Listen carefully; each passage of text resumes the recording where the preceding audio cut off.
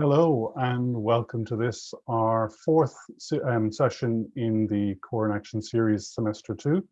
This is our critical reading of The Embodied Mind by Varela, Thompson and Rush. And in this session, we'll be tackling chapter 4, The Eye of the Storm. So in this chapter, we will be addressing one of the most crucial and also most difficult aspects of inactive thinking, but also an issue within all aspects of critical reflection on cognition and the mind and experience more generally, and that is the introduction of the problem of the self.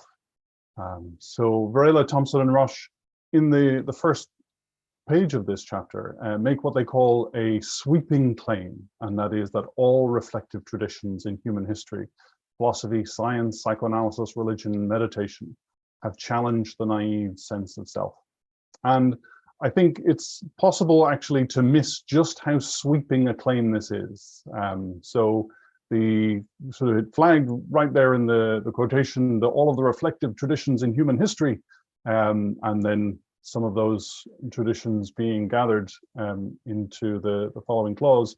But crucially, the naive sense of self, the singularity of that phrase, is an interesting challenge in and of itself. So the author spends some time in the chapter unpacking the idea that there is no singular self to be correctly perceived by introspection or indeed any similar form of reflection. But is there indeed a singular sense of self? Is there a single naive sense of this selfness or selfhood that is to be challenged by these various reflective practices? Now, it would seem an uncharitable view to think that these authors in particular have so narrow a view that there's, people raised in different cultures, in different traditions, having different practices and who possess different skills, have nevertheless the same naive sense of their self to be challenged. So it would seem that regardless of what your consideration of the self might be to begin with, from whatever background you hail or from whatever tradition that you're drawing your intuitions, that none of these naive traditions will stand up to critical reflection, which I think perhaps tells us something interesting about both the depth of the challenge that a sort of critical reflective view entails, but also the kind of universality of the challenge of selfhood across the board. And it's sort of an interesting, I think, to just briefly turn and review where we've come so far, to sort of, again, do a sort of quick hop, skip and a jump across our first 3 sessions, but putting on the goggles of selfhood to see where the self has already shown up, and I guess to prepare ourselves for the fact that it's about to get swept away by these critical reflections. So the self immediately appeared for us in the first week. We outlined cognitive science as a means of understanding the relationships between the knower, the known, and the means of knowing. There we noted the self as having a certain perspective on the world and always being involved in a perspectival way, engaged with the world, is necessarily limited and oriented, and that has implications for how we go about doing our cognitive science most generally. And it has an effect on the work that we're involved in. How we conceive of the knower, the known, and the means of knowing is always impacted by the work of cognitive science. But that it means that there's sort of a very real sense in which all 3 of these have aspects of selfhood in them. The knower is perhaps this naive sense of self, and but also as we put the self with the cognizer under observation, then it is also the known. And all of these things will be challenged and changed. If we have anything to learn, necessarily it has changed our view of who we are and what it is to know us and to know ourselves. So, I mean, Descartes is so often criticized as providing the naive sense of self here for us to be distracted by, but while his conclusion should perhaps have been a question rather than a conclusion, the fact that it's always present as a question is, something that I think is articulated in Varela et al.'s sweeping claim at the start. In week 2, the self is implicit in the phenomenological tradition in many ways, and perhaps most directly in terms of the schism or the chasm between the lived body and the living body, and the requirement for us to grapple with that. It's a question of, well, what is this thing, this first personness that distinguishes my experience of my body from my experience of yours, and your experience of your body from your experience of anyone else's? So why is this self not the naive self it seems to be, which remains a most challenging question for phenomenology across the board too. And indeed, what distinguishes you from me and from the I, the me, and the mine, as Antonino has in the abstract for today's talk. And then when we consider representationalism in our last session, we met the self as a mind that could wonder, an implicit wholeness to the self that needs to be explained through a set of what are often characterized as sometimes called sub-personal cognitive processes, right? So that raises the interesting question of, well, at what scale do we talk about the self? And what, you know, if we move too close to something, it goes out of view. Thomas Fuchs, in his book The Ecology of the Brain, makes this lovely example of an ophthalmologist, an eye doctor, moving very close in order to examine the eye of a patient, and as soon as they do so, they're looking directly into the eyes of their patient, but it is no longer a social gaze. If you're too close to something, you can't perceive the thing anymore. Just as if you're too close to somebody's eye, you're not making eye contact, you're looking at their eye. So the notion of scale and the proper scale at which to perceive something like selfhood, if we are to do so at all, is sort of an interesting issue that comes up as soon as we make any kind of personal or subpersonal distinction. So in chapter 4, Varela Thompson-Roche gets stuck into this question, and just as the phenomenologists recognize, there's a crucial relationship between bodies and selves.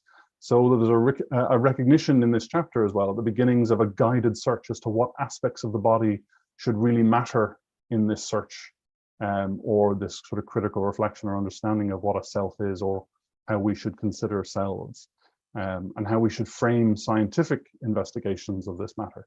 In deciding, you know, what aspects of brain function, for example, or what aspects of behavior in which to engage.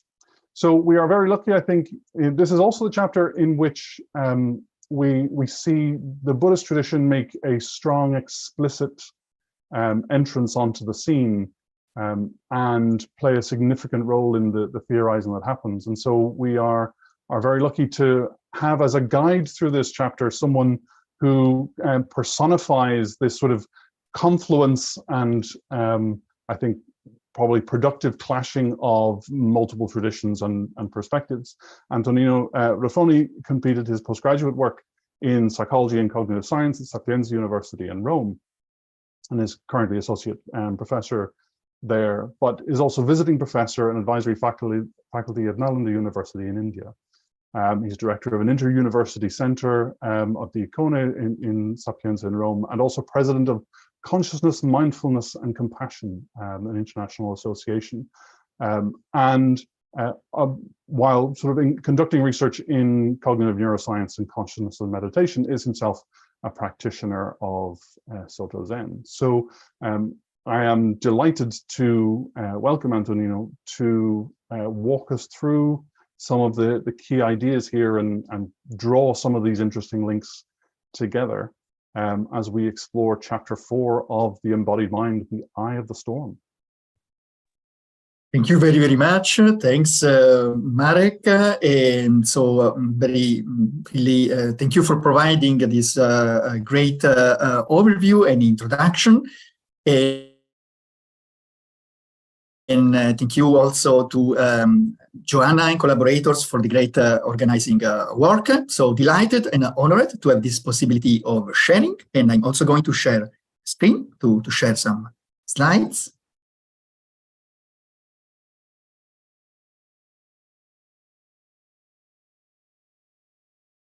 So I trust everything is okay with the slides. And so basically, one of the relevant highlights of the chapter 4 is about the Buddhist psychology model of the 5 aggregates, of the 5 skandhas.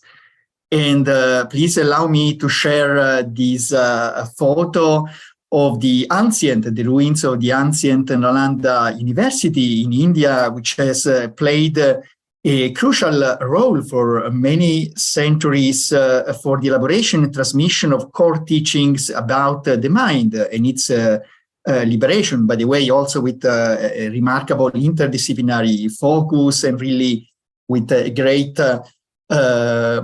dialogues and actually welcoming of different philosophical and spiritual traditions and lineages. So I'm honored to and delighted to be currently a visiting professor in, so to speak, the new incarnation of this international university. And basically, as highlighted in chapter 4, there is a reference to this, to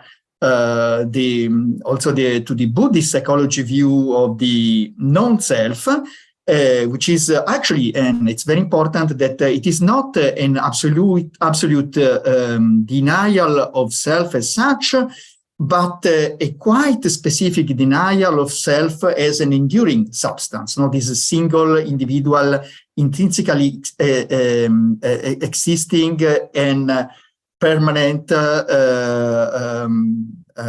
entity, actually. So the Buddha itself, the Buddha himself and the Buddhist teachings themselves were very clear about the avoiding the extremes of eternalism and nihilism, actually.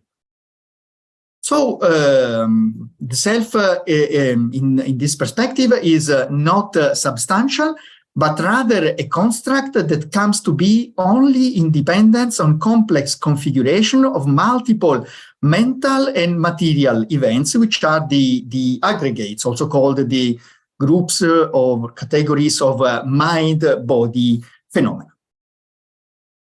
So chapter 4 very really interestingly, clearly, and presents these highlights of these 5 groups, these 5 aggregates, characterizing them, and beautifully actually interpreting them as also relevant to the language of cognitive science, let's say the more modern contemporary language, just to review briefly these aspects and why actually these 5 aggregates are related to the topic of the self, of the I, me, mine, because as nicely explained in the chapter, in these 5 aggregates in some sense become connected in human life to this grasping, this ego grasping.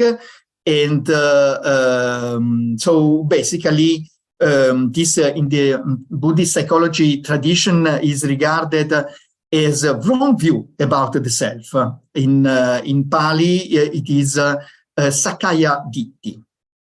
So basically the first group of phenomena is rupa, bodily or material forms experienced in different sense modalities. And this is, let's say, also may include as actually highlighted in the chapter, also the environment in a sense. And then there are the 4 mental aggregates, skandhas, which are the second one is Vedana, and can be translated as feelings, sensations, can also be related to the notion of emotional valence in contemporary developments in affective psychology and neuroscience, which can be unpleasant, neutral, and pleasant, essentially. And then the third aggregate is about ultimately is called sometimes cognition, perception, or can be related really to the discernments or categorizations, conceptualizations, perceptual differentiations. And nicely, the chapter also highlights another possible interpretation, which is more on the side of action drive, is impulses in terms, for example, the impulse to actually approach something that or grasp something that we like, and to avoid or eliminate something that we don't like. the fourth aggregate has to do with dispositional formations and habitual volition states, what actually also can make our personality, and includes motives, intentions, and so on. Sometimes the interpretations, as far as I know, may differ a bit here, in the sense that also desire and aversion can come here as well, also at the state level in this group. But these are, I think, just some distinctions between different interpretations. And the fifth aggregate is consciousness, vijnana, which is actually the actual consciousness of an object and discrimination of its components and aspects. So we can see also this the view on these five aggregates, and which actually are related to different aspects of self-experience in this nice dynamic view by Tanissaro, which is you can see again how they interact, and also the integrative role of consciousness, which is also remarked in the chapter, which in a sense consciousness provides, even in a sense, includes in this view all the other aggregates and interacts with them.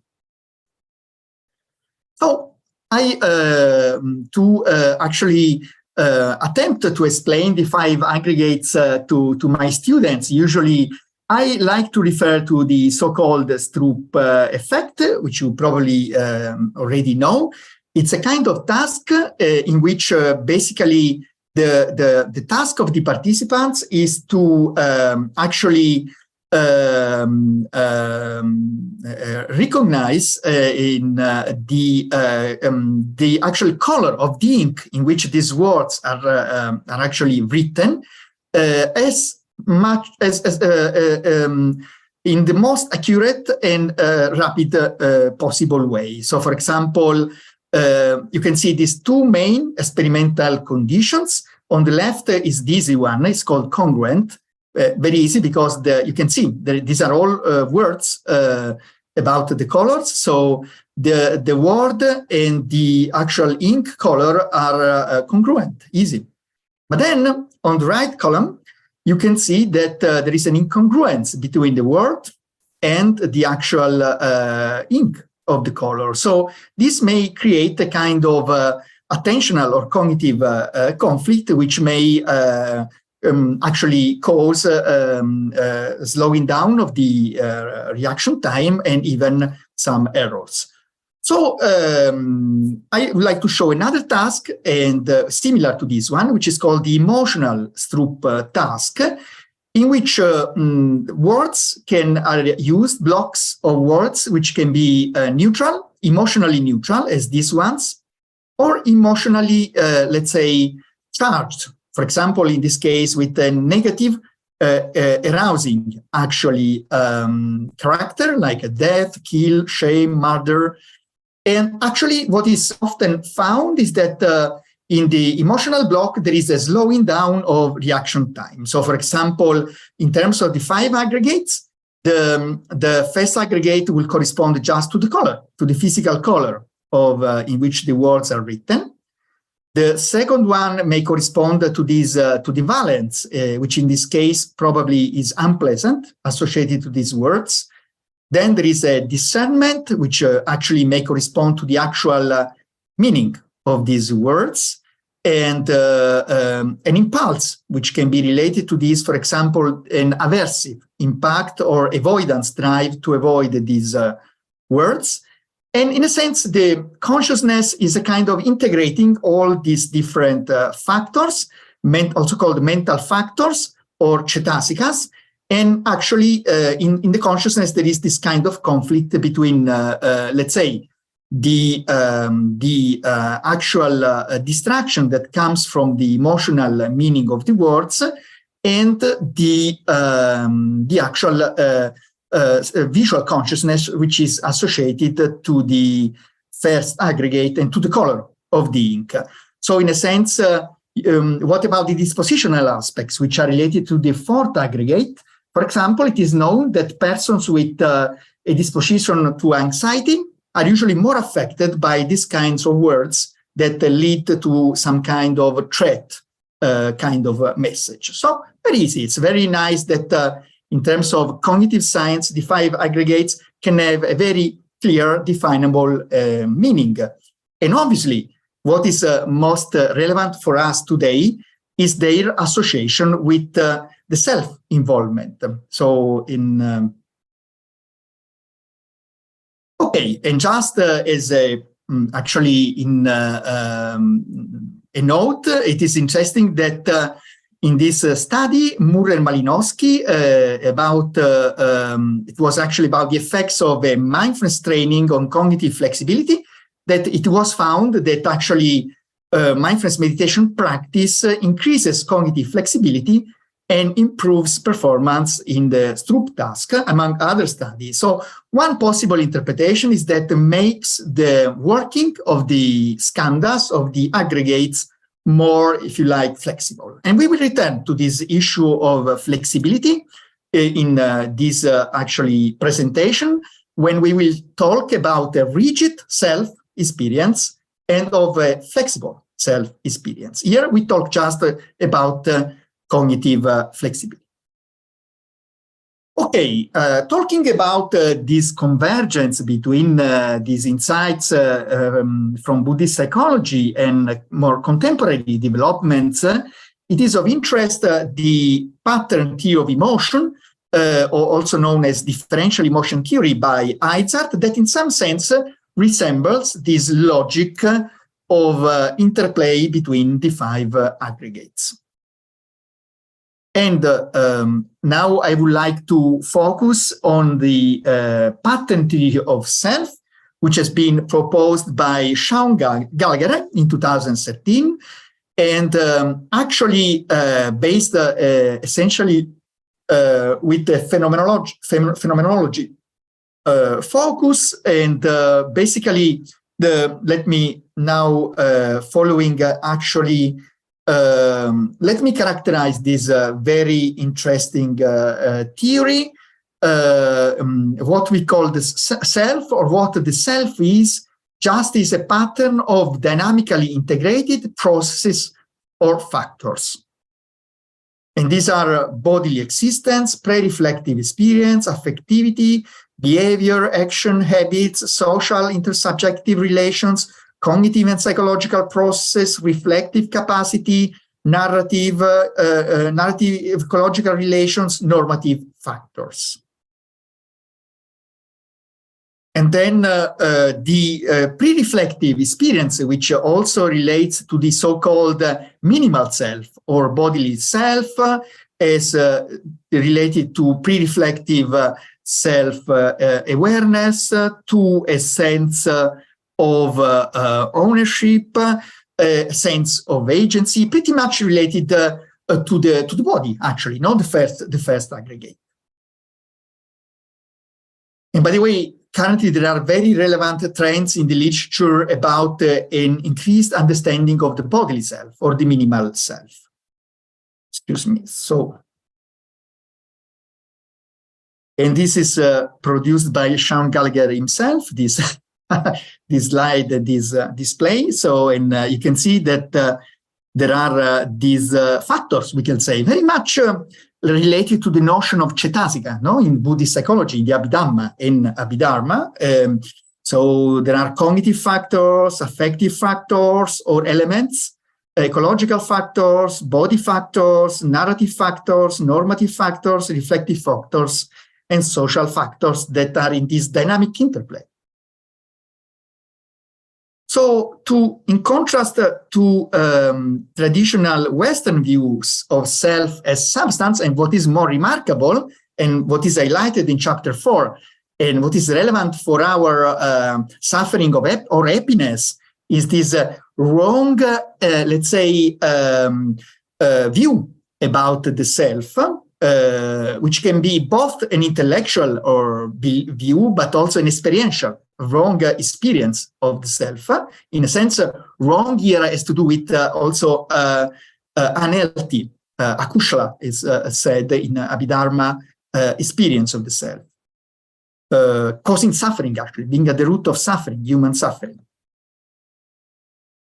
So, in contrast to deflationary or reductionist views where self or personal identity is equated with psychological continuity or bodily continuity or narrative identity or an illusion caused by neuronal processes, there are pluralist conceptions of the self, like William James, Ulrich Neisser, that suggest that the self is more than any one of these. Rather, a number of different aspects contribute to what we call self: ecological, interpersonal, psychological narratives.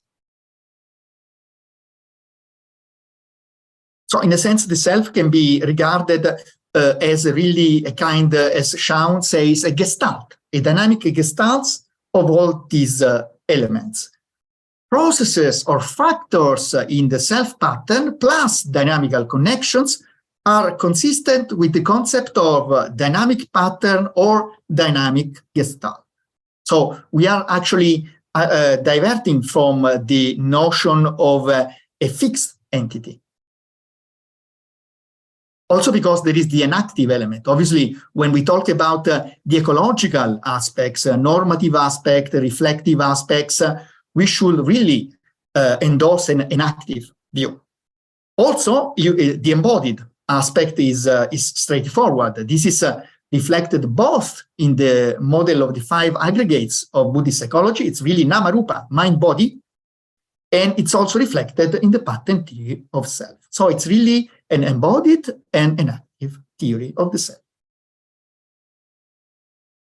Within the self pattern, there is no one element that is the self, or that operates as an agent. So it's beautiful how also in in chapter 4, you have seen all these really beautiful analysis that really show that it is impossible to find the self in any of the aggregates, but also in the actual constellation of all the aggregates, also in terms of emergence. And here Shaun refers to Scott Kelso, well known in the field of dynamic approach to cognition, which indicates that patterns in general emerge in a self-organized fashion without any agent-like entity ordering the elements, telling them when and where to go. In this regard, there is no self within a self-pattern. A self of the sort that you are and that I am just is a pattern, a dynamic, embodied and enacted. So, interesting, and this is work which has been led actually by Shaun. I will tell more about an international group of 12 researchers about this comparison and convergence between the Buddhist psychology and the self pattern or pattern theory of self. So questions like, what effects do mindfulness meditative practices have on the self pattern? This is also beautifully addressed in chapter 4. Can the notion of self pattern give us a way to conceive of a no-self view? Both similarity and differences in how we understand the self pattern and the Buddhist psychological view of the 5 aggregates, and that in considering both together, we can arrive at some mutual enlightenment. So Shaun remarks this possibility that Buddhist psychology models and pattern theories of the self enlighten each other. The aggregates are considered to be impersonal psychophysical processes that in some way give rise to a sense of self and agentive control, tending to provide identity to which we cling. The important point emphasized by such accounts, meaning both Buddhist psychology and pattern theory of self, is that one cannot find the self in any of these aggregates, nor is there a self in the totality of the aggregates or the self pattern. Each aggregate taken singly is transitory and impermanent. How then are we to combine them into something lasting and coherent? Beautiful reflections by Francisco Varela, which are also elaborated in chapter 4. You can see the issue of, let's say, non-self. In Buddhist psychology is anatta or anatman, and also the issue of momentariness of experience, even in a subtle way, trained in introspection, are two important aspects. So the momentariness relates also to the issue of impermanence in Buddhist psychology, anicca, anitya, and also so basically this is the chapter beautifully actually elaborates about these aspects and beautifully links these aspects to developments in actually in cognitive and in cognitive neuroscience investigations. In this pattern of processes, not self or non-self does not mean the negation of the self, once again, as if there is first a self that then gets negated. No, otherwise we don't want to get into nihilism. So there is rather a dynamically changing process, a pattern of phenomena and processes in mind body, interacting with the environment all the time, coupled to the environment, which are simultaneously or sequentially occurring and that are ordinarily linked to a self-awareness understood as a witness.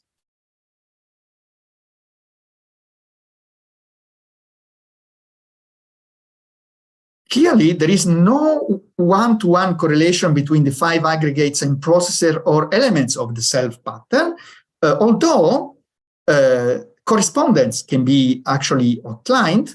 Still, there is some obvious meshing that reflects more complex dynamical integrations where, on the one hand, behavioral, intersubjective, narrative, and ecological factors in the self pattern involve a range of conditions that relate to all 5 aggregates. On the other end, there are selective connections where aggregate 1 relates directly to processes involving embodied, experiential, and ecological factors. Aggregate 2 relates to affective factors. Skanda 3 relates to cognitive and reflective processes. Skanda 4 relates to habitual narratives and behavior. Skanda 5 relates to experiential, reflective, conscious cognitive processes. And there are different ways to think about how the various factors are related. The self pattern involves dynamical, nonlinear causal relations among the processes across different timescales. Interesting in this regard also the beautiful work by Francisco Varela and collaborators about the different timescales of experiences and brain activity. And nicely, the chapter highlights in particular the issue of discreteness, discrete perceptual frames, also is related to interesting psychophysical evidence, and also the potential role of the alpha brain rhythms in this actually intrinsic actually organization of the brain-mind activity through the involvement of resonances in the thalamo-cortical system. Varela and collaborators spoke about also the brainwave, actually. The aggregates are said to interrelate, albeit with some debate about how, in a nested or cascading order, or a more organic relation, or as a reciprocal network. Obviously, this is subject to discussion. And about consciousness, meaning the 5th aggregate, actually vijnana, consciousness is the last of the aggregates and it contains all of the others. This is the view proposed by Varela, and actually linking, according to Thompson, to Trungpa Rinpoche, the idea that consciousness actually contains those that precede in the list.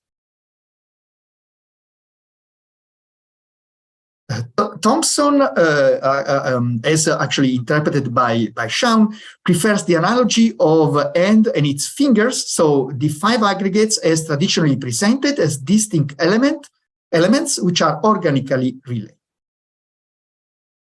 Or maybe reciprocity is included, and they can function independently. For example, feeling requires a basic in bodily form.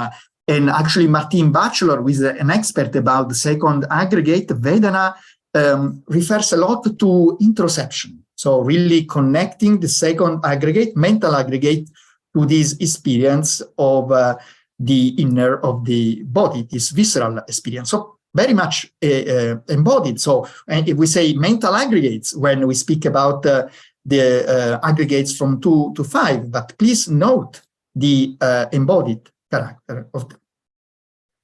The pattern theory characterizes these requirements as dynamical relations, but also further suggests that the narrative processes reflect all of the other factors in the self pattern. This is a nice view brought by Shaun, and we have had, I have to say, interesting discussions with Shaun and others in our interdisciplinary group of 12 researchers working on the actually bridging of the pattern theory of self and Buddhist psychology.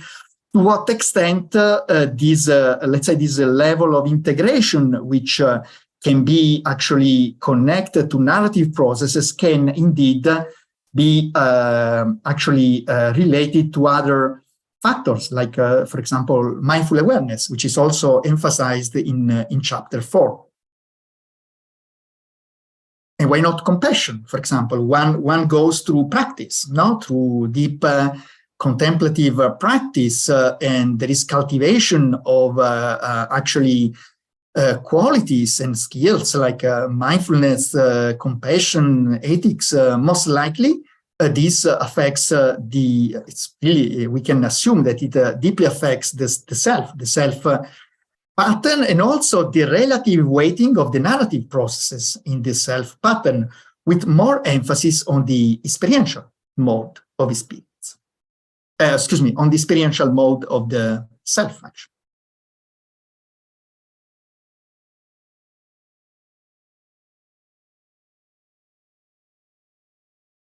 And this is what we were actually saying, that we tend to have this inclination to emphasize the narrative aspects of the self, which extend in time and to our stories and so on, but through various practices, like which may include, we have mentioned also therapy or an organic integrated contemplative practice, we can become conscious of this inclination and modify them.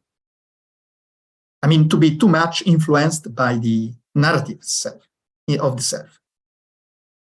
So an important point then that we have elaborated is the transition from self-pattern rigidity to flexibility as a more healthy transition. And also we have addressed the effects of mindfulness meditation, also which are interestingly addressed in chapter 4. And this is one of the articles in our group, which has been actually led by Fabio Giommi, Prisca Bauer, Aviva Berkovic-Joana, and you can nicely see the group of the 12 of these 12 researchers I was mentioning: Fabio Giommi, Prisca Bauer, Aviva Berkovic-Joana, Henk Barendrecht, Kirk Warren Brown, Shaun Gallagher, Ivan Nigelchek, Brian Ostafin, Antonino Raffone, Hélène Slachter, Finn Mati Stratwain, and David Wagner.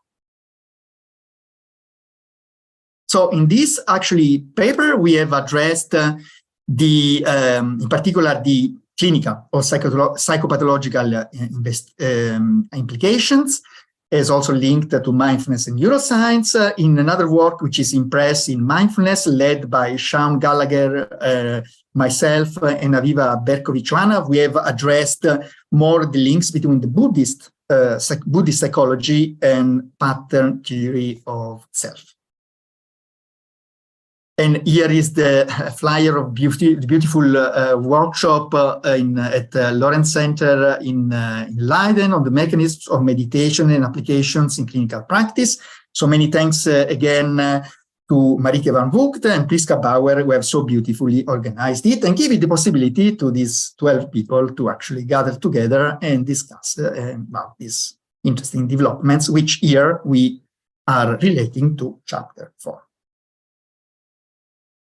So, and what about, it's beautiful because chapter 4 also links on the eye of the storm, not just to, if you like, theoretical or scientific questions, but really about the relevance of this deep issue for our life, actually, for our well-being and for our suffering, which may be relevant at the individual, group, society, and all planet levels. So, unhealthy habits and attitudes are said to lead to an experience inflexibility or rigidity, which we might relate to the Buddhist psychology notion of upadana, which is often translated as attachment or grasping, as nicely emphasized in the chapter, actually, or overinvestment, we would say self-ego investment, or overinvestments in these on these the so-called the 3 poisons, which are analyzed also in the chapter: greed, hatred, and delusion. And now these actually are related to this Sakayaditi wrong view about the self. So arrangements in the self pattern become rigid, and self-narrative can reflect and reinforce this rigidity. We can observe this also when we sit in mindfulness meditation. We sit still, try to follow the breath, and then all these stories and narratives, which kind of sometimes in a spiral way, like a kind of roller coaster, mental roller coaster, go on, and then kind of create this kind of loops, and ultimately increasing the rigidity of this self structure. Leading to a reiteration or elaboration of thoughts running through many cycles of conceptualization and narration. In Buddhist psychology, this is called prapancha, not all this mental proliferation, which always can be related to this mechanism of self-rigidity.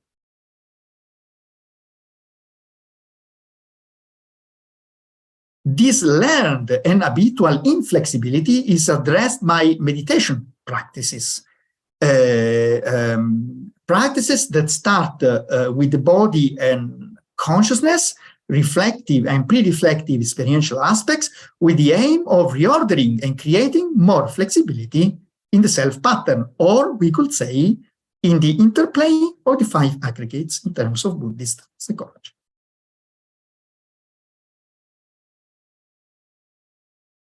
To reestablish flexibility in the self pattern is to open up its dynamics, not the fixity, not the flow, not just a matter of consciousness. This is also beautifully analyzed in the chapter, but a rearrangement of its dynamical gestalt that addresses all aspects of the pattern: body, habitual behaviors, affectivity, thought patterns, intersubjective relations, which then shifts what counts as valuable in one's self-narrative, and this as a continuous process. So also the possibility to create new values, no?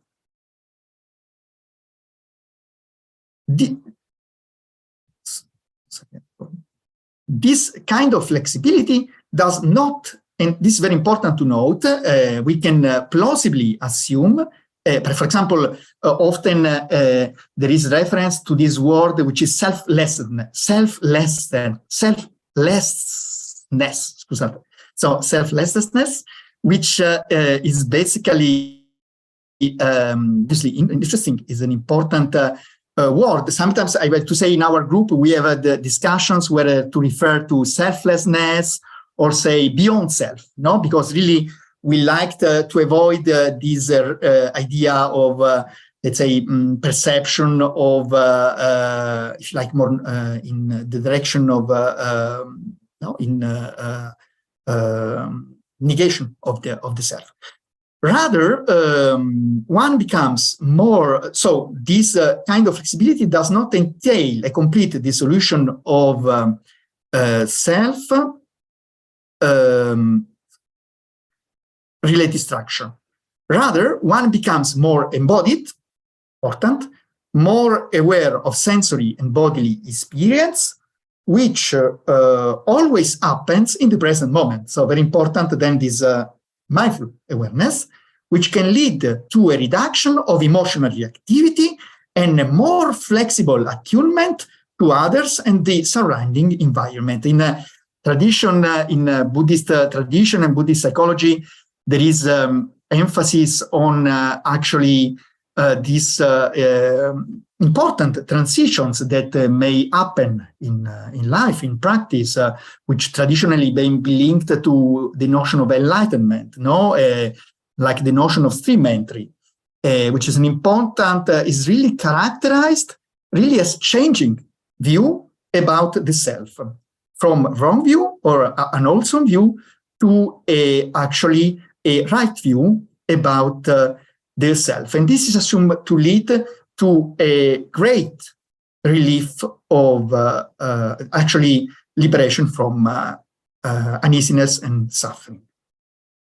Jean Amaro has written a beautiful book about this and an interesting article in Mindfulness about the breakthrough, this breakthrough, which really we can assume is really a reset of the experience of the self, of the five aggregates or the self.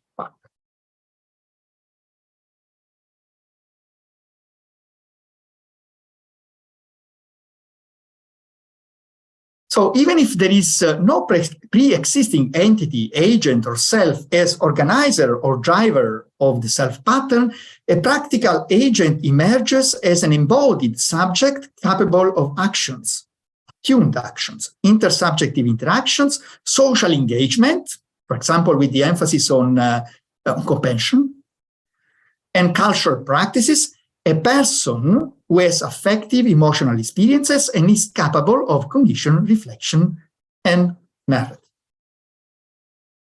which are actually not lost.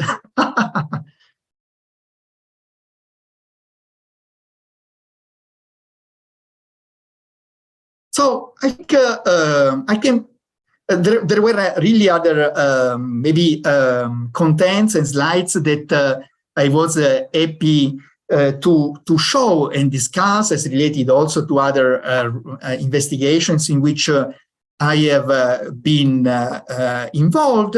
But really, I would probably like to stop here in a way that really to offer ample room for a certainly very interesting discussion. Many thanks.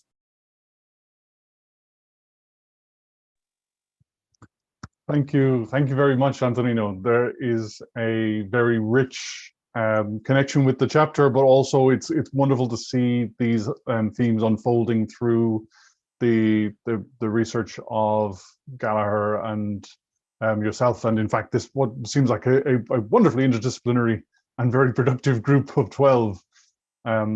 So I will look forward to hearing some of the work of, and in particular, some of the other insights that may have arisen from that fascinating Lorenz Center meeting in the future. What we have, and I would particularly like to thank you for being brief and succinct in the way that we're sort of hoping for. So we have plenty of time for discussion, which is fantastic. So I currently make it 51 minutes past the hour here. So if we reconvene, I mean, perhaps if we reconvene on the hour, given, or yeah, that seem okay to people. So if we reconvene on the hour, that's a full 9 minutes to digest, ponder, also grab coffee, and we will see everyone in just a short while, and we have ample time for discussion, which I'm very much looking forward to.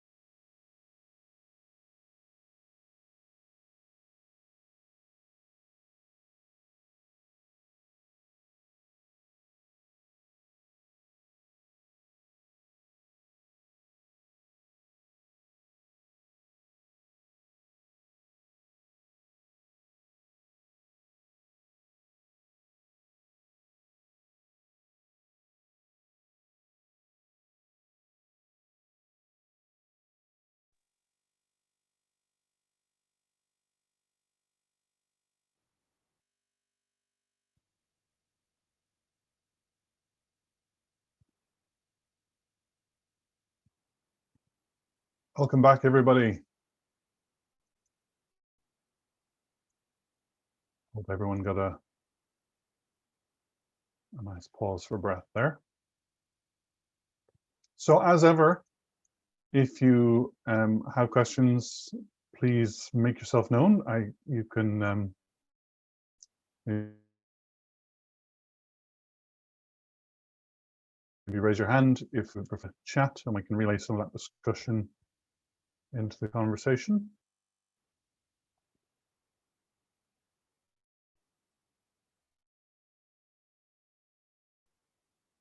Has anyone got a burning question they want to make sure gets kicked off there? Hong Yu. So I'm just thinking about maybe a conceptual issue in saying you have local interaction of parts and processes that give rise to a gestalt of a pattern of self. Wouldn't this kind of assume that you already have parts and components and processes that are distinguished prior to the arising of the self? Because it's those distinguished parts that give rise to the self, right? So I'm thinking, is this contrary to inactivism, which would say that you don't have pre-given parts, right? You don't have features that are prior to some kind of autopoietic agent that try to do categorization and make sense of the world, right? In terms of parts and components. So I'm just thinking whether this is a tension. Thank you very much. Thank you. So I think it's an important observation. I think what came to my mind is the Francisco Varela's actually view and collaborators about the upward and downward causality, no? Both. And in a sense, I would think the fact that they are distinct doesn't mean that they are independent, no? In a sense, because see, I would think like that. In a sense, you may have these factors that may even be discrete, and in Buddhist psychology, pretty much emphasizes this discreteness, no? Actually. In a chapter, there is reference to the discreteness of the elements, which are called cetasikas in Buddhist psychology. It's called mental factors, no? Can be also mental. Actually, these mental factors are distinct in a sense, because you may have different types of mental factors. We have a distinction between the second aggregate, the third, the fourth, and so on. But still, we acknowledge that they are in a dynamic interplay, no? As we have seen, still there is debate, and it is not clear. I mean, it's not. It's just a matter of different views about how they are related with each other, as discussed, and basically this. I hope this provides a good answer. So, how are we to understand this kind of discreteness within the inactivist framework? Is it because, how would you get the discrete components prior to thinking and prior to categorization, independent? Would it assume the depositing of pre-given features that's independent of observers, if you say they're discrete components? I would say that discreteness, it's also temporal, no? For example, there is this reference, Buddhist psychology, and chapter 4 also highlights the aspect of these discrete time frames, no? That we have in our consciousness, in a sense. No? These are time moments, in a sense, which might also be related to some nonlinear interactions, no? In our system. But so how I will see it is basically a dialectics, actually, dialectics between these kind of discrete, spatially discrete and temporally discrete elements, but not with elements, I will say, also of flexibility, which may be related really to the self-organizing dynamics itself. So maybe the emphasis on one component or the other component, for example, the alpha rhythm, and may depend on causes and conditions, all depend on causes and conditions, which may be mental, body, and environmental, and they interact all the time. And ultimately, it may also be quite relative and conventional to set some boundaries, for example, no, between categories of phenomena and other categories of phenomena. Thank you. Thank you.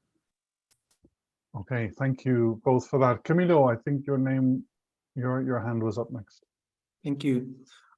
So thank you very much for the talk. I have a very short question. When we speak about these processes and the no substance ontology, I always have the question: what would be then the ontology behind these processes, and what would be, in your view, for example, the connection with process ontologies?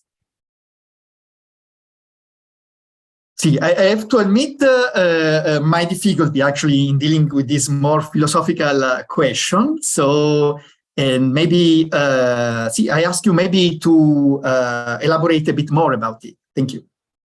Okay, so for example, well, process ontologies tend to suggest that everything is made of processes, and these processes tend to be either mental or physical, but finally the ground of them, it's mental.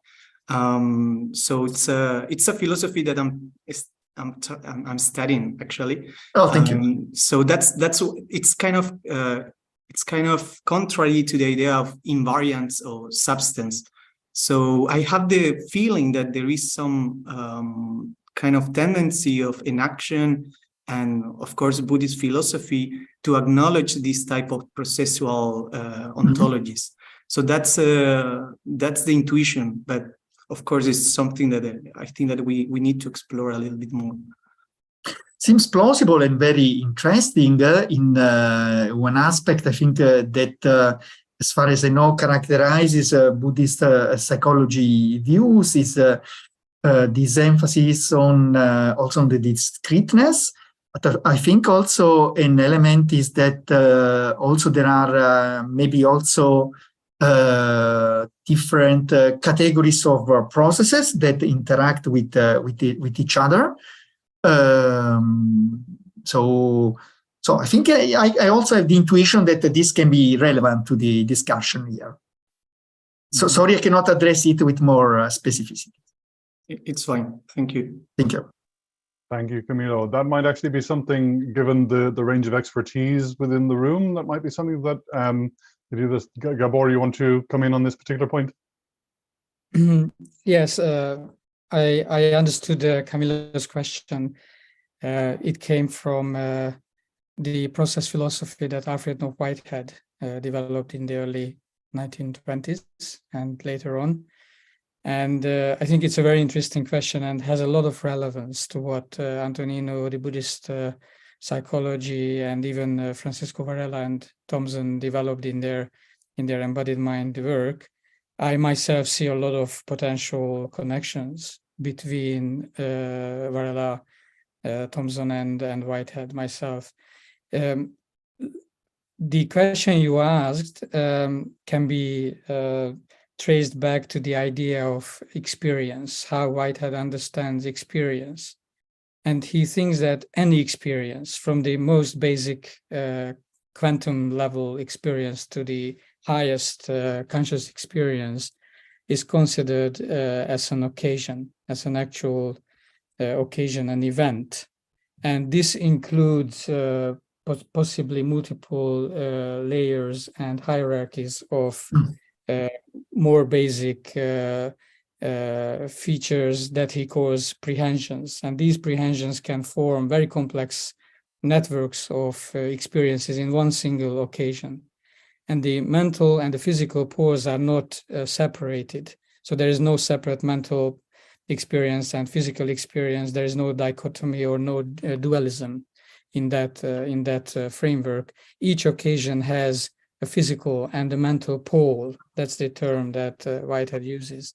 And these poles are intricately linked and connected and even embedded in each other in one single occasion. So there is no occasion in the universe that would not be considered as mental as well as physical at the same time. There are no pure mental occasions or pure physical occasions.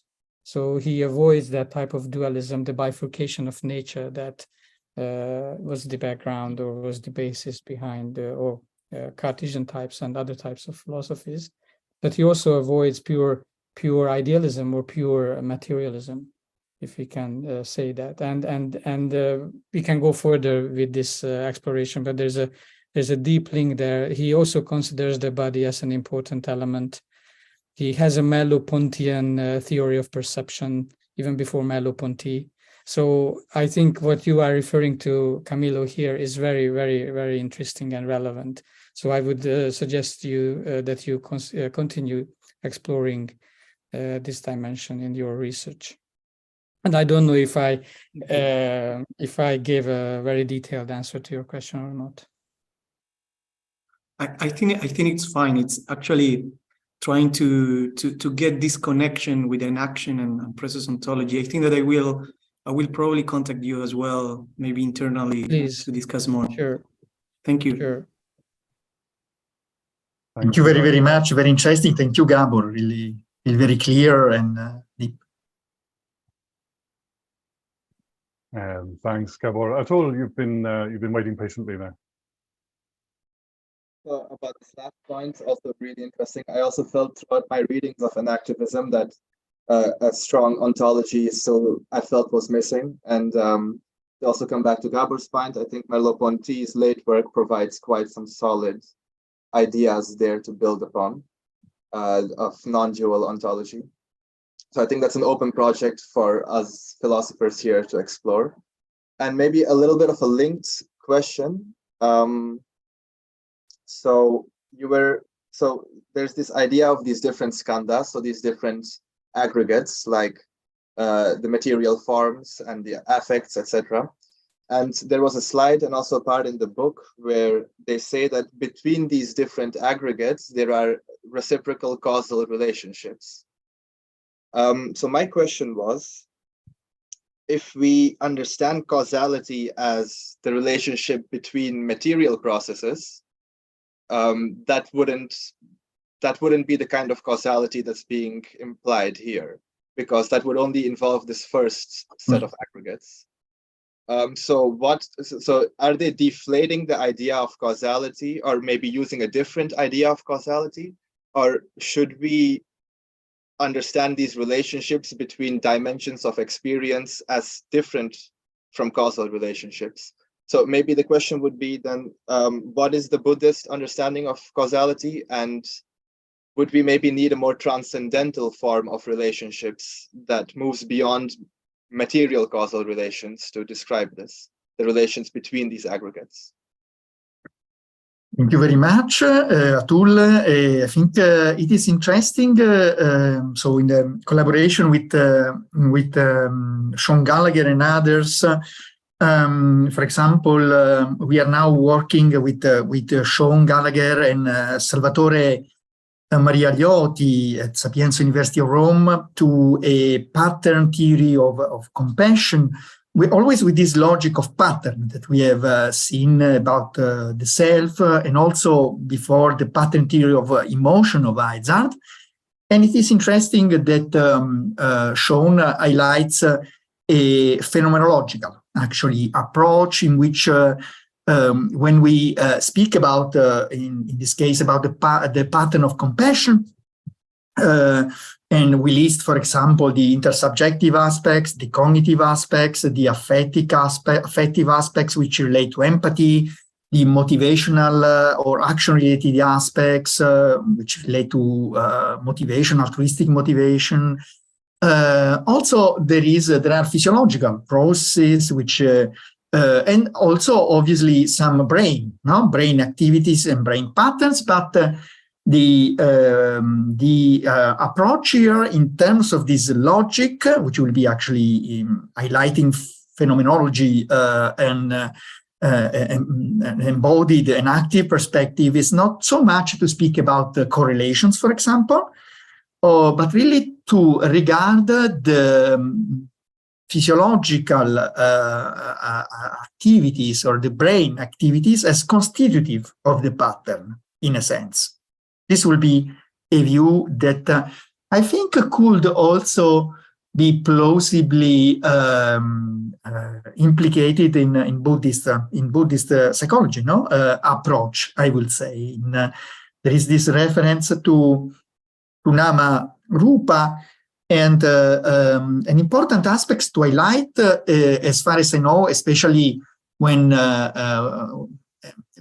these models become maps, concrete maps for practice, say for Vipassana practice, insight meditation practice, or other traditions, the emphasis is on the actually first-person experience. So the first skandha actually would relate to the experience of the body, not the body, as an object, of, for example, investigation as third-person perspective, in anatomy or whatever. It's really the lived body, in a sense. Probably this is a bit more explicit when in another important Buddhist teaching, which is on the foundations of mindfulness, actually, Satipatthana Sutta, actually Mahasatipatthana Sutta, and is really the kaya, the body, is one of the 4 foundations or applications of mindfulness, and this has become a very important map or model of teaching for the secular also, developments of mindfulness in our world. And then the idea is really the experience of the body, can also include interoception, and interoception is strongly related to emotion, for example, And then when we mean mind-body interaction, I think is always in this kind of web, of experience with these multiple dimensions.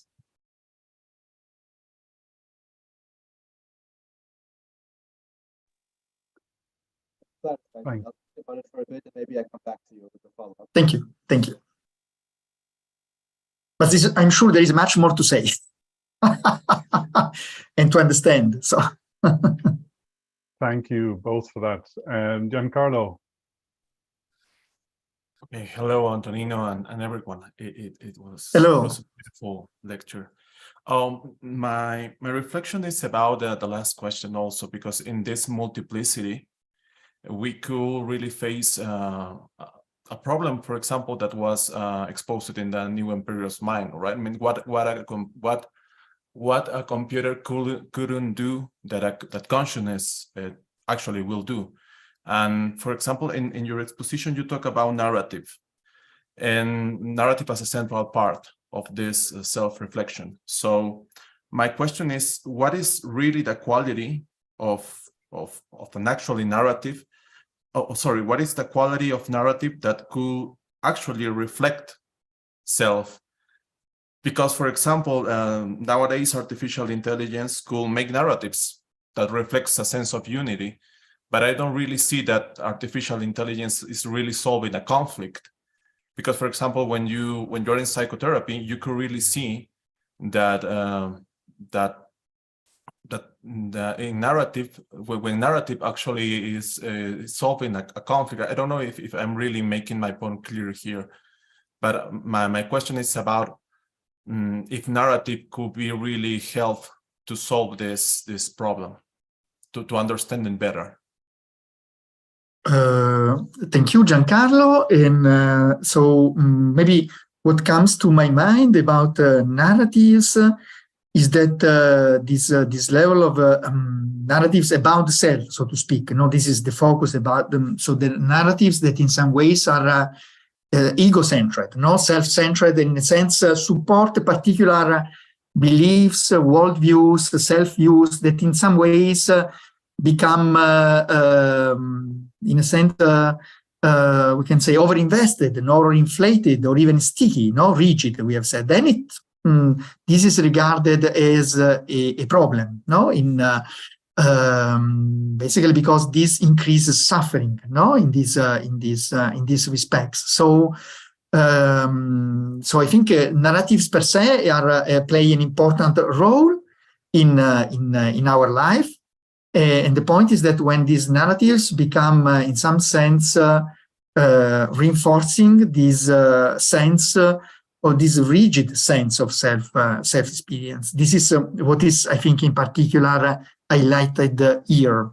So, and also the return to the present moment through mindfulness practice can be an important way to avoid this inflation, this overinvestment on these stories, and so on.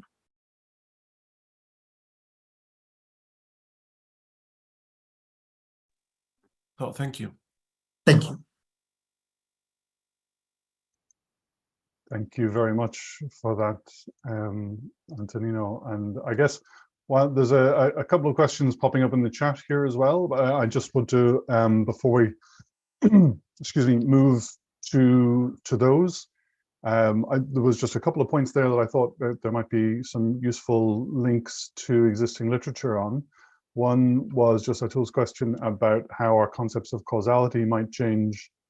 So Antonino, I think your key point there that, well, actually we don't necessarily have to think in causality is perhaps a crucial point. But if you're interested in this question and you are not already familiar with the work of Alicia Guerrero, anyone here, her work is superb on this.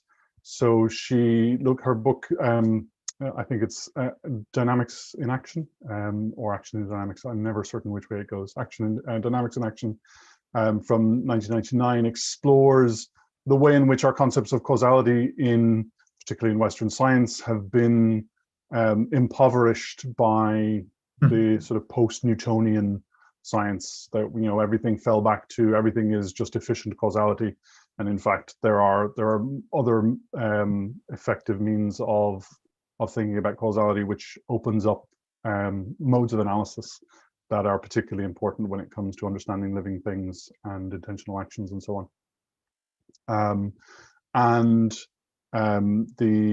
The issue around narrative, I'm desperately trying to resist running off down a rabbit hole on that one, because I think you've cracked open a really interesting issue there. And what I'll do is I'll resist. But if we get time, we might cycle back around to it. Chris, you have a question. Do you want me to relay it in, or do you want to just speak it up? I'll relay in. Okay. So Chris has added to the group here. So how has your group of 12? So we'll need to find a name for you. You need to maybe, I don't know if you want to concretize your identity in that way, but this group of 12 is an interesting one. How is it that you've come to define emergence? Is it given how crucial it clearly is to Gallagher's mesh theory? Is it just empirical, or is there a more theoretically constrained model of emergence that you're using in your work there? I think it's an interesting question, and basically, I think Shaun, it would be great to have Shaun here to address as a philosopher. I'm sure he will provide really a great response about these issues. I think I had an interesting conversation with Shaun, also speaking. So I had suggested the relevance of upward and downward causality in many. I mean, also when we think about even the self pattern or this in an active perspective about mind-body phenomena, and there could be also, I think, other possible ways, more heterarchical, to conceive of this causal interaction. This is, I think, is something in which a direction in which Shaun is currently working at the moment. So I don't know the level of progress about this.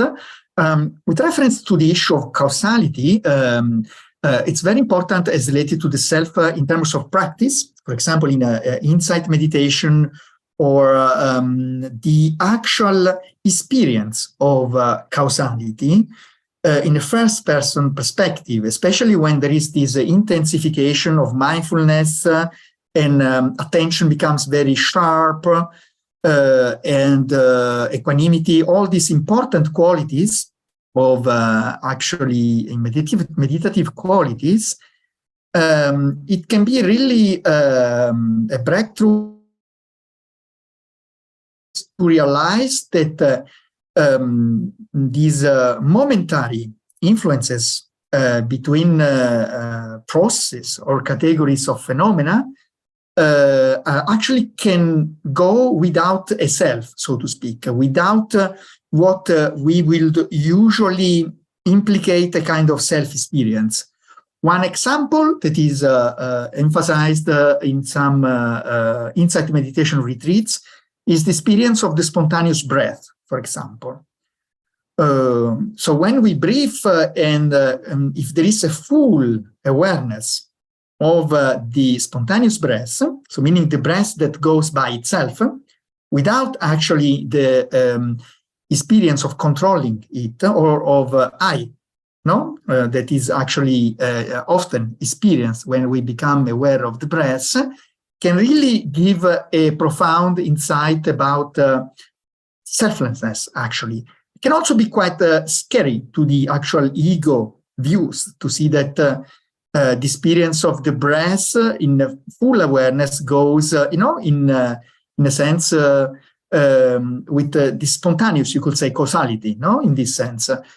And so I think this kind of practice realizations in a first-person perspective can be very deep, because this can actually relate to the fundamental Buddhist psychology model of dependent origination, or Paticca Samuppada or Pratitya Samuppada, the 12 links, or in which basically there is this actually interplay of phenomena that in our mind-body system that goes on without actually the self, basically, and the usual grasp and control that we might have.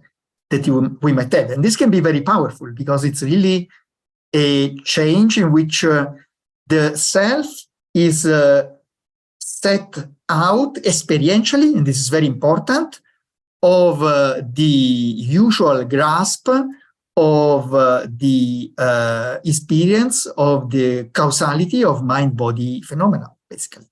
But for this, mental training is really needed, maybe retreats, and can be really a transformative experience. Thank you very much for that, Antonino. Robbie, you have your hand up there. My laptop's a bit slow, so sorry if I cut out or anything. I had a more general question about how this relates to the Buddhist idea of non-duality.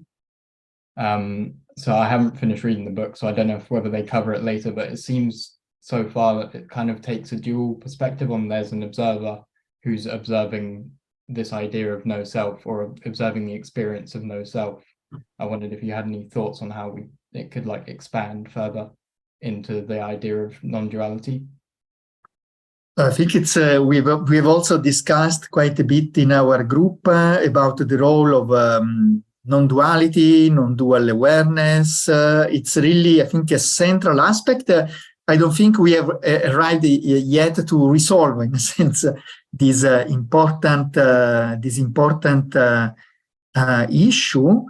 And I would say that the more refined is this experiential, if you like, this experiential stance, this refined experiential stance on the mind-body phenomena, then I think also it becomes more and more natural to go beyond the duality of subject and object in experience. So once again, I think and this is the important part of the when we speak about insight in practice. No, this insight is usually related to a first person experiential. No, really, it's really experiential. It's really a direct seeing of that really has to do. And I think more also this idea, for example, that I am observing, the experience of which may be sometimes underlying even mindfulness practice becomes more and more subtle in a way. So one way to say this could be becoming more a field of experience without subject and object. This could be a way experientially to have this, really to be this field of experience.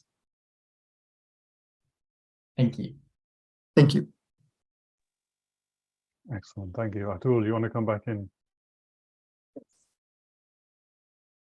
I wanted to let my mind work on this question maybe a bit longer, but I feel like through Zoom chat, silences aren't very conducive. Like in real life, we can have a moment of silence between questions, but it feels like here there's more of a need to have a constant back and forth. So I went and raised my hand already. And it's actually also a very general question. Antonino, I was curious about how these investigations have shaped your own perspective of yourself. And yeah, how has this affected you? And how are you still working or grappling with these questions right now? Thank you. And it's really a profound question in a sense that perhaps I may not even see clearly the transformations, because part of this transformation through practice and life actually go probably at the level that we cannot really fully, in a sense, grasp. Really, so I really think that, I mean, in my case, Buddhist practice has really transformed my life in a very deep, subtle way, and not easy even sometimes to express. And what is really also clear to me is that really there is still a lot of work to do, in a sense, in this really in a long term perspective. So it's really a way to probably to have kind of I would say much more open view, much more available to investigation, to acknowledge reality as it is. And sometimes I can see how maybe sometimes it's difficult to make, if you like, the conceptual world and the experiential world to really fully meet each other. In a sense, it's a kind of challenge, but I think it's also fascinating, the work that can be done from the side of more the academic side, if you like. So from the practice, there is life practice, and then there is, if you like, this more academic kind of approach, knowledge related, but at the same time it's difficult, but it's also very, very stimulating, I would say. So usually when I go to practice, for example, in retreats, I have to say that sometimes what comes to my mind can be also some theoretical questions, but I try to set these questions aside. I really try to be and to be in the experience.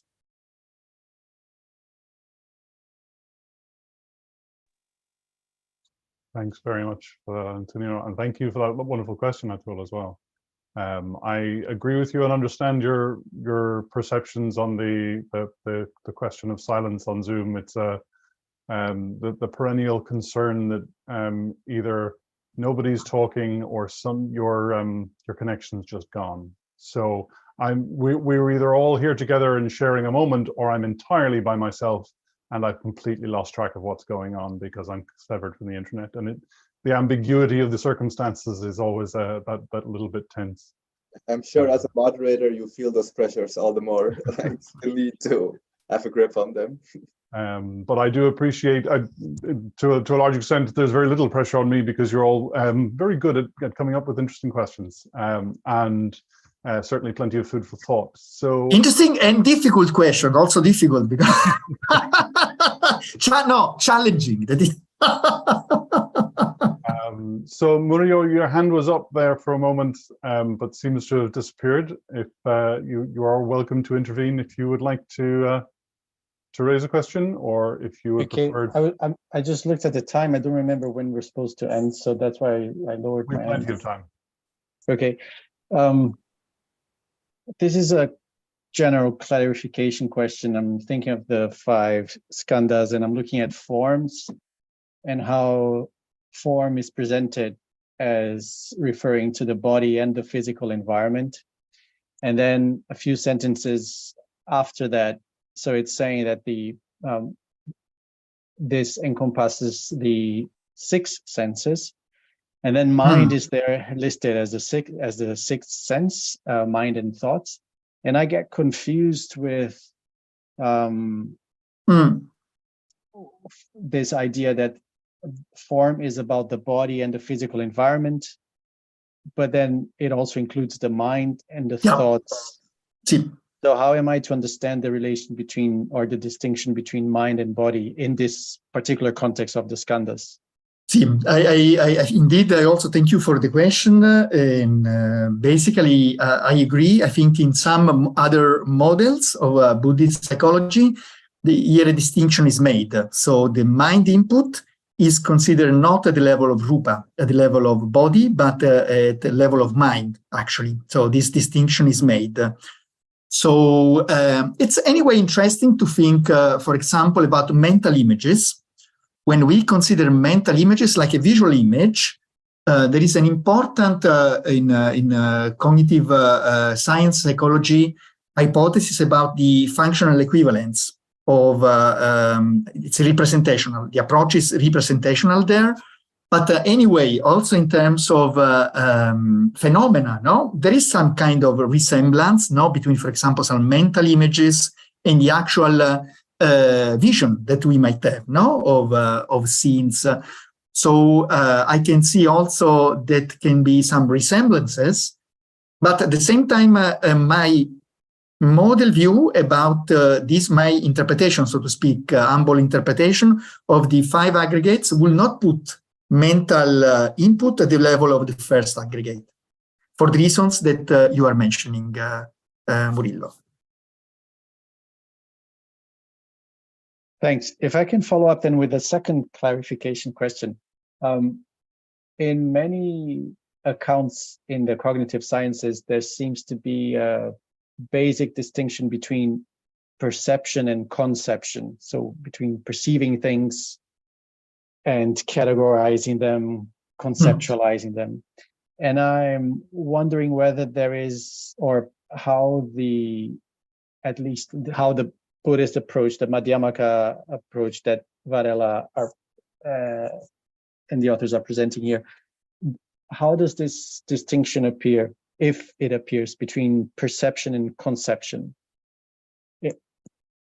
Thank you. It's I think in chapter 4, there is actually this distinction is made, also between, if you like, a different kind of maybe moments. Which can even be discrete in a sense, resembling a bit the Abhidhamma, and the Abhidharma, the Buddhist psychology view. In other work by Francisco Varela and others, there is really on the emphasis on this shadow of perception, or in the chapter there is also reference to the shadow of thought. There is really this emphasis on these discrete moments or processes.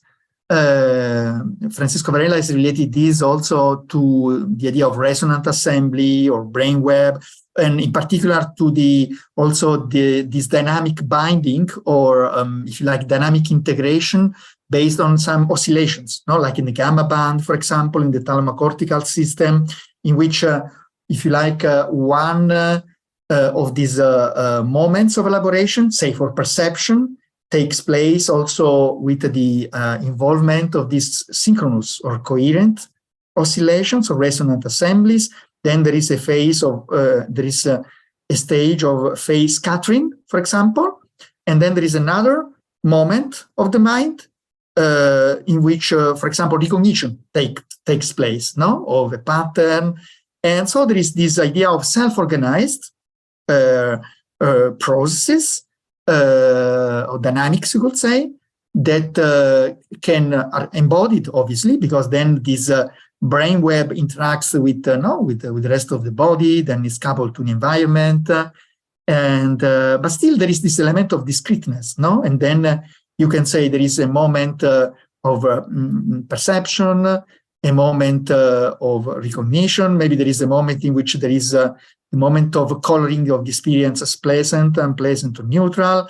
There is a moment in which the impulse for action starts to arise. And so the point is that, as also remarked in chapter 4, the more we are trained in this mindful introspective awareness, and this is possibly, this has to work possibly at the sub-second scale, the more we get clarity, a precision about the vividness, about really seeing these different, actually, process. For example, very important is actually the contact with input. Then there is Vedana, second coloring, pleasant, pleasant, and neutral. And then there could be kind of conceptualization of this, discernment. And very, very important is the impulse that comes. Can be, often it's kind of, could be, for example, craving or desire, or can take the form of aversion, for example. And whether this actually is igniting an action, for example, a body action. So when we are very clear about this process in a sequence, for example, it can be a sequence, then actually this entanglement that is usually experienced as in terms of identification, in terms of selfing, we could say, this involvement of self in these processes is attenuated. Now, you can say that seeing clearly the 5 skandha, the 5 aggregates in their actually causation, let's say, this one becomes more free from this attitude of grasping to a self, because these are just processes at the end.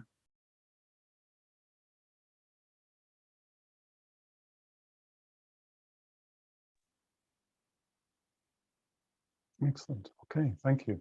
So there are, I mean, there's a richness of material there to consider. I'm going to ponder that for a moment. If there are any other further questions, do throw them out into the chat there. I do this issue of the momentary. Oh, Oisin, Oisin wants to come in there. We'll give you a chance there. Yeah, hi.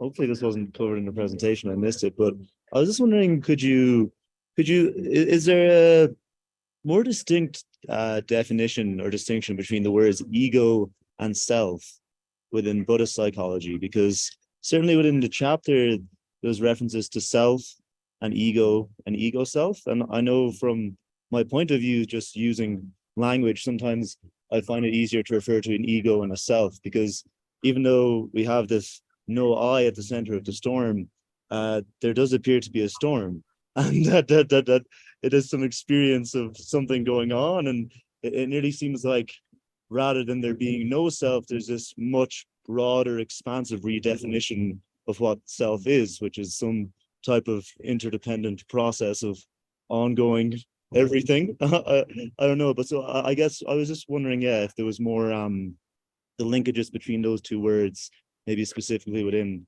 the Buddhist template. Thank you.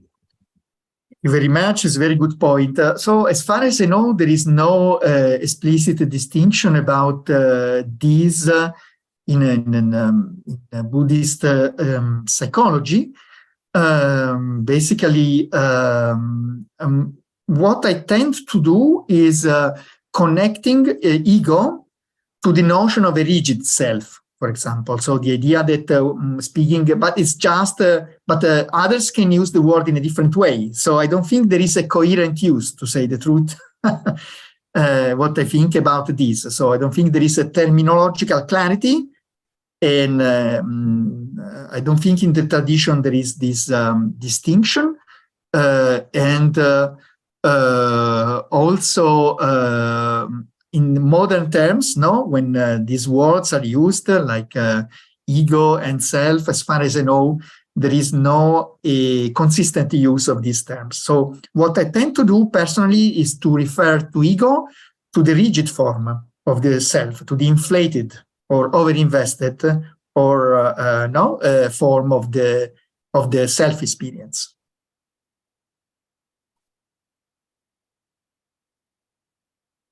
Thank you.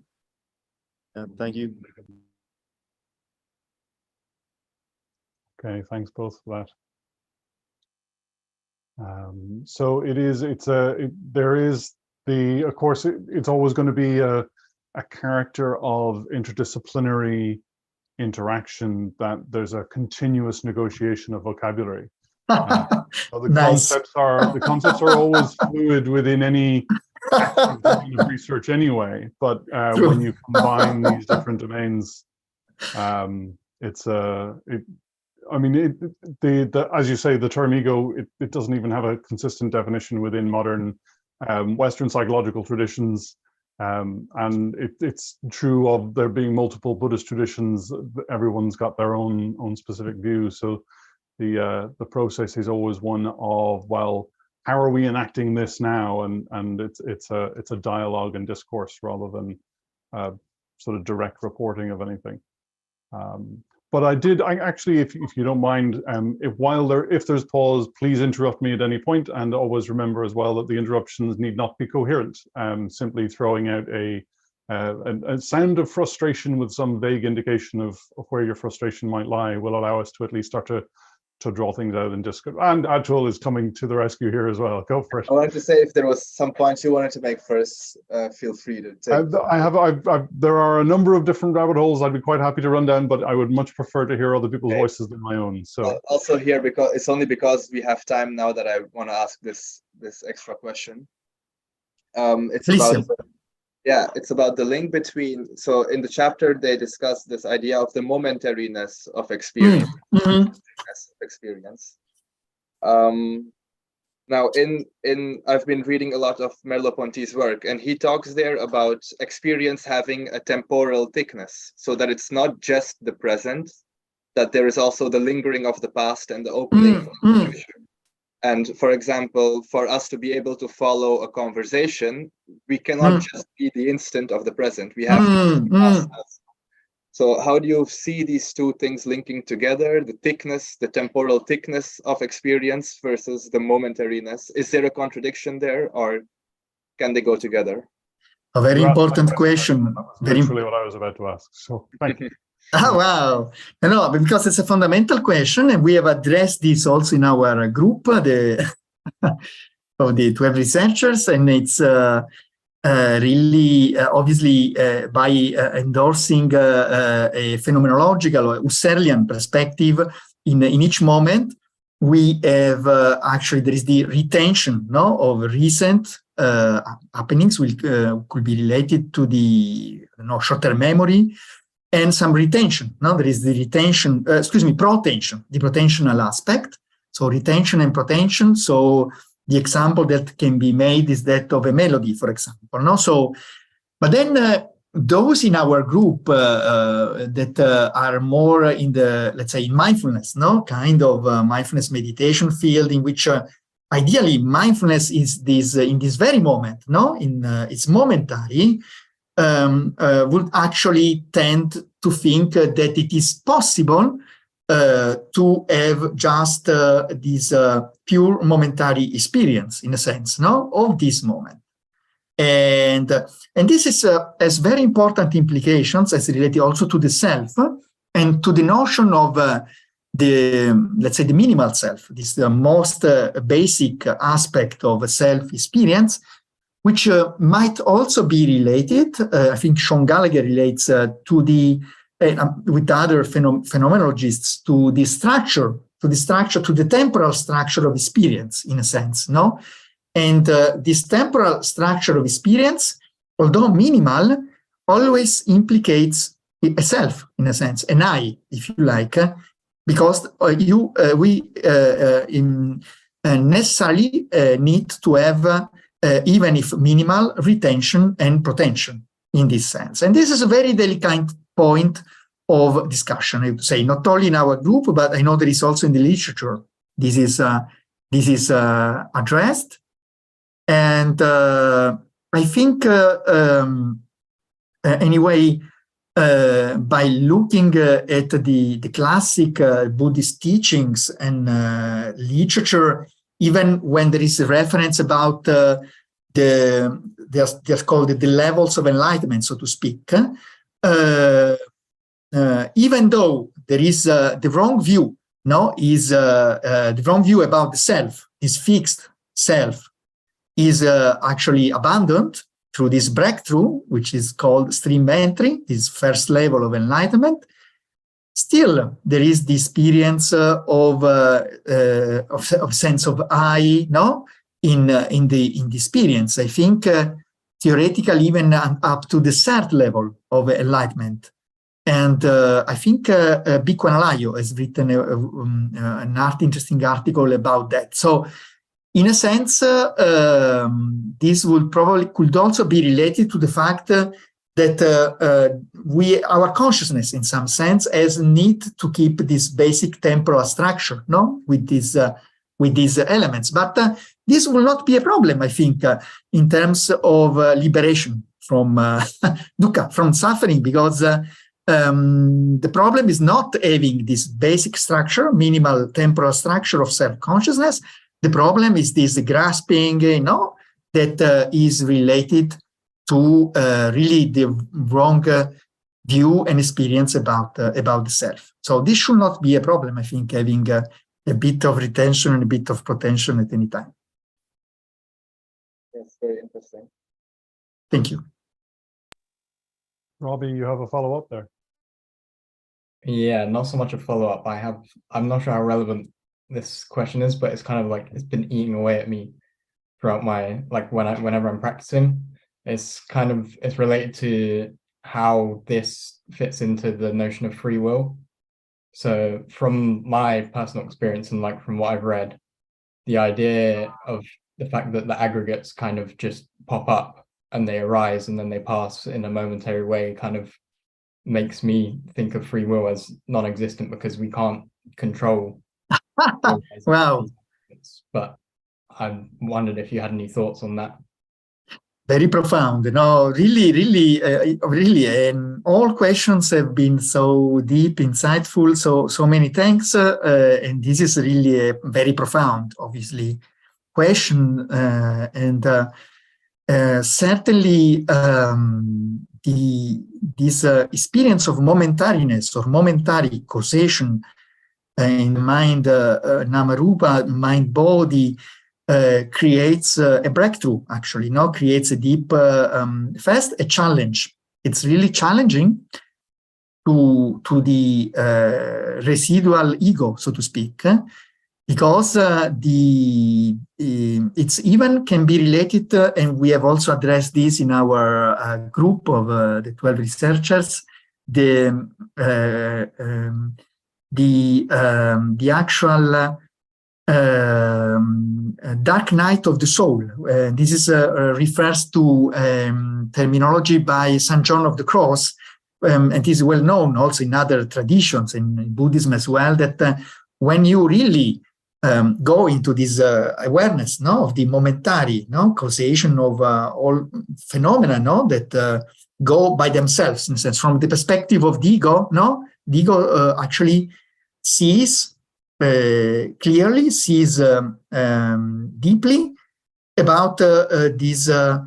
It's actually about dependent origination, no, or dependent arising of the phenomena in the mind body. So, and this may create a sense of experience of void,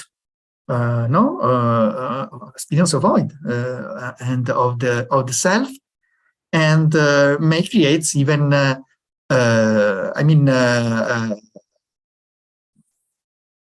even unpleasant experiences, no, even very unpleasant, like horror vacui, no, in terms of the Latin words, and basically fear, no, fear, panic, and so on. But this obviously can be part of the game, and of course this can be overcome, and then as St. John of the Cross himself was addressing, just love and peace, enduring love and peace actually arise.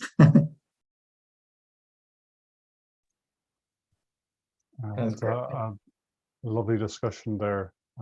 Chris, you have your hand up. Hello. I don't know how relevant it is, but it seems to be relevant. It's an experience that I had in a biofeedback class that I had some time ago. We were basically examining occipital alpha, and so I got to sit by myself in front of a computer with, just two electrodes in my head, and one of the professors had basically written a program that when occipital alpha would go up, this ohm sound would come and get louder in nice. in correspondence to the alpha. And then alpha, of course, I guess is meant as a suppression of basically like visualization. And so I had this very frustrating experience because you just sit there and you do nothing.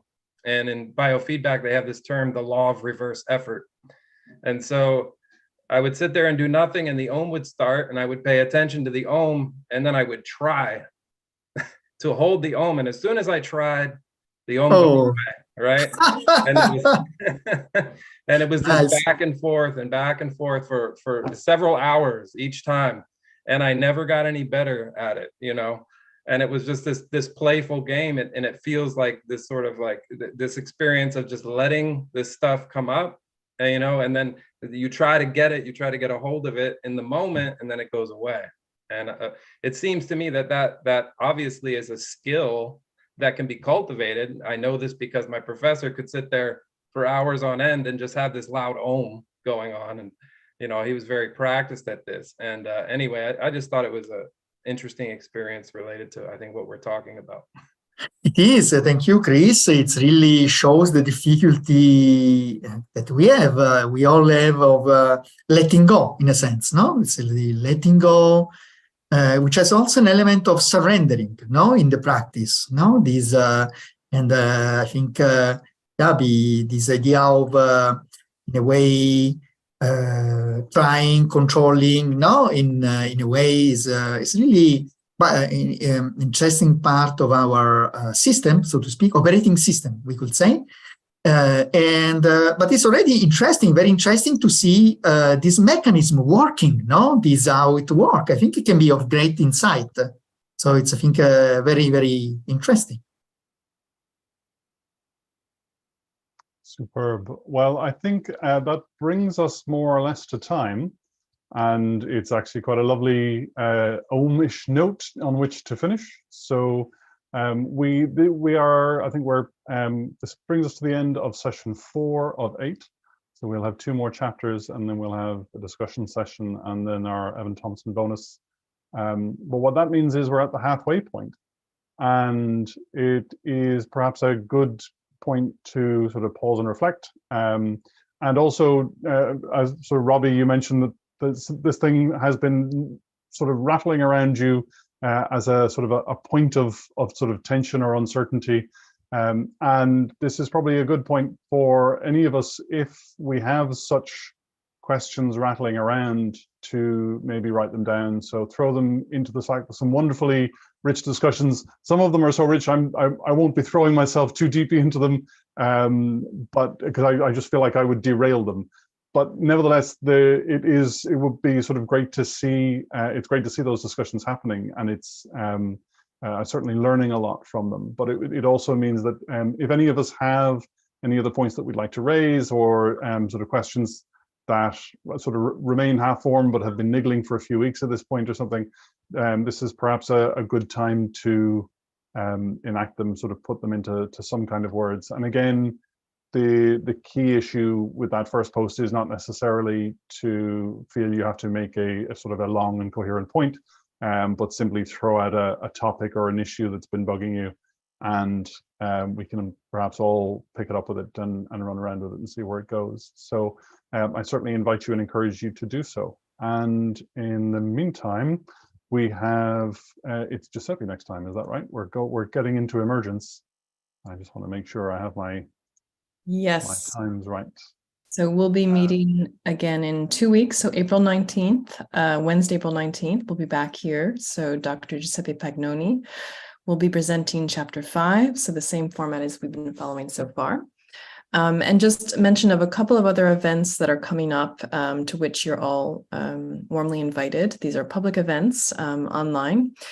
We're going to have actually an exceptional one-time pre-release film screening of a really quite groundbreaking documentary. Some of you may already have heard of it, some of you may not, called Tukdam. And if you don't know what Tukdam is, I would go look it up, because in some sense there are some reverberations with the discussion of self and self processes and no self and so forth that we've just been brewing in. And so it's about a particular perspective on death and post-death states in the Tibetan Buddhist context. So we'll have a screening followed by a discussion with the director, Donai Coleman, and that's so next Wednesday at 6 p.m. And then in 3 weeks, Thursday, April 20th, we'll have an EVA alumni talk by one of our awardees of the European Varela Awards from 2019. He'll be talking to us about his research and his trajectory through contemplative science. So we look forward to seeing you in 2 weeks, if not before, and perhaps after as well. Thanks a lot, everyone, and have a good rest of the evening or rest of the day, wherever you find yourselves.